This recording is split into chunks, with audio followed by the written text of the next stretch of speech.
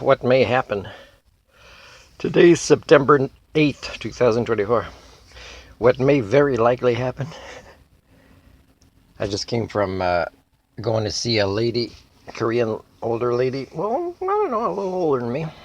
Well, maybe more than that. I don't know. It's hard to tell with makeup sometimes. And because another Korean lady who's nicer across from the Transition Society, there's a hotel, tall hotel there. She told me to give her a chance, and I think she was expecting $800 for the worst spot ever.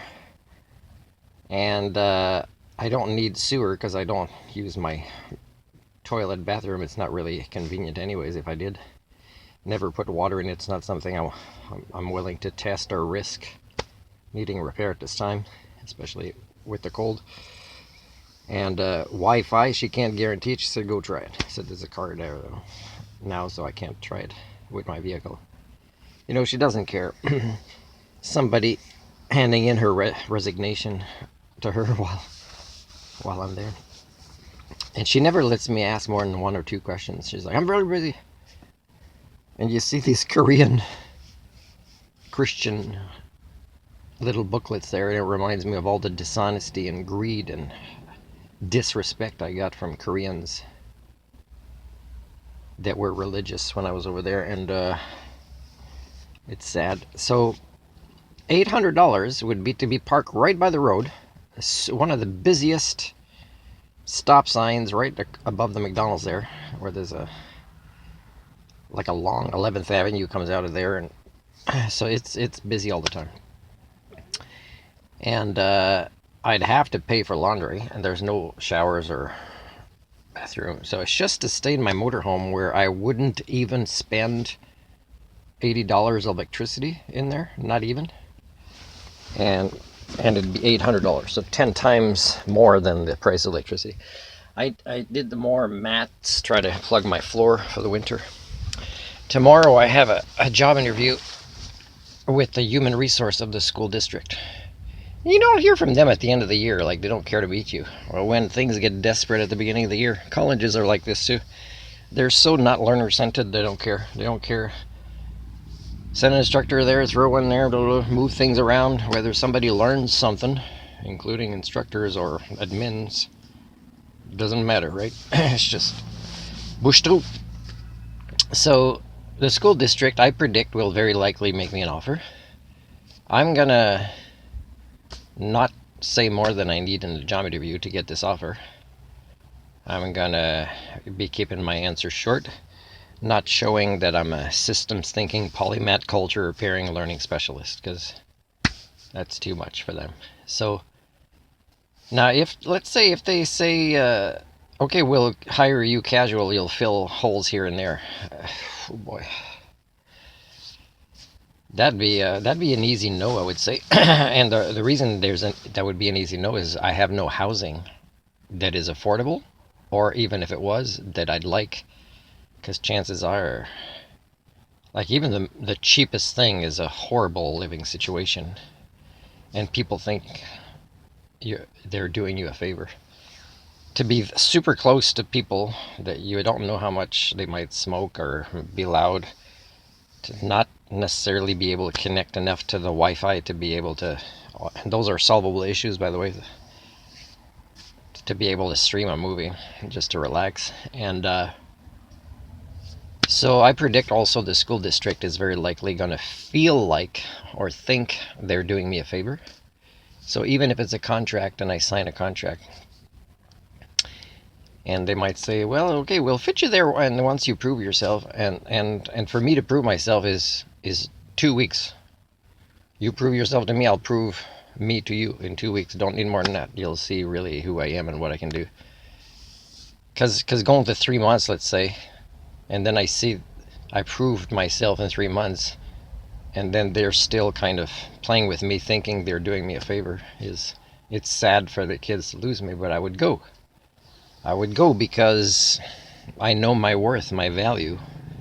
And if it can't be here, that I assist your younger generation and hopefully retrain in professional development workshops.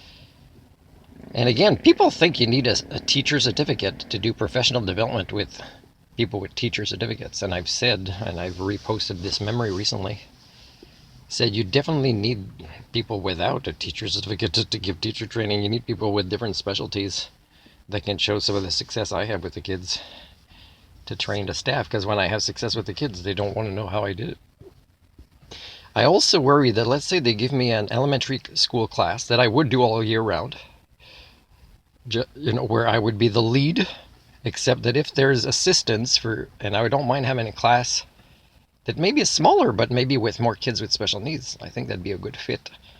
Let's say, oh, there's 2 classes, one has less students, but a few more with special needs, but you'll have their workers.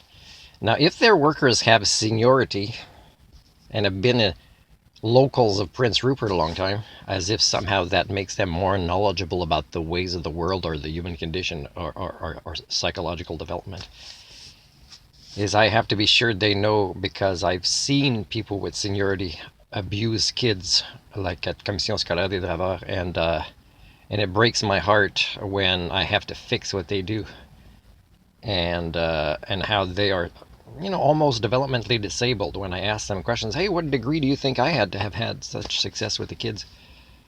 And they just want to go home. They don't even want to find out. They don't care about the lead of the class that made it easier for them, while I see them give a horrible time to the kids because they're unskilled, but they have seniority. Unions definitely devolve cultures, and it wasn't the purpose of unions originally. It wasn't to keep the people they hire, let's say a long time ago, who aren't that great, but who become worse with time, but they keep them there, unions, and unions make sure that more qualified people don't get hired either, especially if they're unorthodox. So yeah, so it's a devolving concept. The way unions work right now is measurable. So if they want me to sign a contract for a year, and I'd be, investing in this scam of unions, and they might say, we'll give you a letter of permission. You don't have a bachelor in education, but I'll have more success with the kids with what turned me into a polymath, which is experiences of life, of work, and different kinds of diplomas and degrees. But really, is what I would do is I would, after I signed their contract, I would say, oh yeah, add this. This is my letter of permission to you. It means that I agree that you only hire me for part of my specialties and part of my identity and my professional skill sets. So I give you permission to bring me down to, let's say, a teacher from learning specialist. And I'll say this is a voluntary agreement to violate my human rights for the sake of these children having a competent life skills coach and learning specialist lead the class for a whole year. But again, if they don't offer housing, this school district, and or make an effort, if they don't have housing, to actually network on their newsletter of teachers and staff, hey, who can have Martin not ask him for $800 to park the motorhome somewhere on a property, and he'll put a tarp, or if you got a carport and he'll help around the property, you'll see it'll be worth more than you're getting from money from how he's helpful. Because he knows how to create community, for example. It's not about moving money around doesn't create community. Moving money around destroys even an understanding of what the concept of humanity is.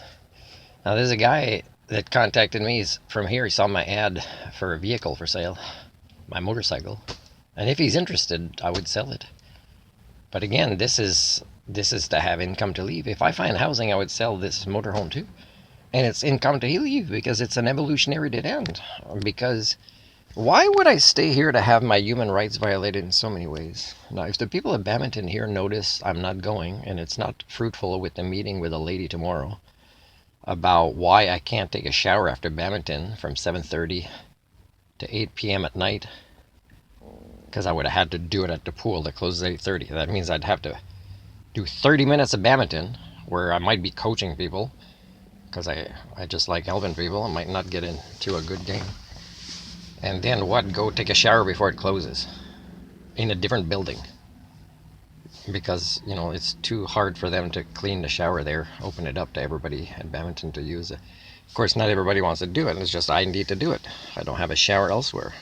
Not right now.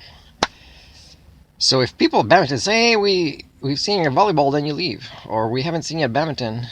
And then I would have to say, well, after 2 months, I've noticed, maybe you haven't, that there's a big disproportionate amount of fun on the side of others as opposed to me, and also that there seems to be a lot of taking of Martin's skill sets, but not giving of community or friendship or respect or thank yous, or so there's really nothing keeping me here. There is one girl I have a crush on still, and she's not available, but she would be enough to keep me here and keep going longer for things to maybe open up. And again, the subsidized housing, I mean, the more I study this, the more I see the province and the service providers they have, they don't care. They don't care to problem solve this actual issue. People don't care about people enough, and yet that seems to be the people that work with people. Maybe they know they don't care, and they try to fool themselves, so they go in these jobs where they can easily fool themselves, because they're fools, to think they're helpers of people. No, they're not. And again, I see, oh man, I think I'm going to go down on the list when I gave feedback about how I would act and what I'm hearing stories about there. And this is what I would have done so far if I was in your place, hearing my story. These are ways to create win-win scenarios. And I sent that email. I'm not getting an answer there from your boss. Like, it's all the same. It's all failed people primates. And more of the, the kids with special needs you get. Do you know their parents have special needs? Do you know their parents sometimes would say, oh, my parents smoked a lot of weed or whatever. I turned out all right, but my sibling. You didn't turn out all right. Not if you measure yourself by human standards. By human standards, yeah. And if you want to measure yourselves, people, by human standards, measure yourselves by me, because I'm average human. And in a lot of ways, I'm superior to you. I had a relative say recently, oh yeah, because we really don't have any athletic types in our family. What the hell? What the hell? I'm a competitive badminton player. I can play a lot of sports well. I've demonstrated my cycling skills with other family members' bicycles and things. They can't even say, wow, that's amazing. I'll never be able to do that. They just barely pay attention. I'm not a couch sports person. I'm a sports person. I'm athletically fit. My mind has a variety of human thinking tools and a good balance of intelligence, different types of intelligence. I've developed into a systems thinker. I've got skill sets that are very wide, and yet I get attitude from like a fire chief as if I'm somehow struggling with an anxiety disorder. I don't know what he's thinking. It's either that or he thinks I'm slow to learn, and or both. It's like, where do you get this? I think he's the only one. The other guys don't think that. So it's like, man, that's weird. Like how do people reference things like this? Some people have had me coach them so they can reference what it's like being coached by me and the other guy, except the other guy doesn't really coach. But the most compliments I've got for my driving school is somebody left another driving school to come to me, because then you could compare driving schools. And again, put me in your shoes. People that manage things like rec, people that, like the lady that's community support or whatever she does for Northern Health, you can tell she's got issues. She's like smoking this thing, this electronic device thing, and you could tell she really needs that. She would have to call in sick if she can't find that one morning. And that's who you have as outreach worker, driving a van and more or less remembering to put the safety belt on, going when it's closed, and not just having a route and not really parking there, and just, if there's nobody there, you're just doing your own thing because you don't know how to do community outreach stuff. And everybody at Northern Health would identify with her, so you can't give a complaint because she's one of them. So again, comparing yourselves to human standards, put me in your jobs and see what I would do. And again, I'm not above average intelligence for an Homo sapien.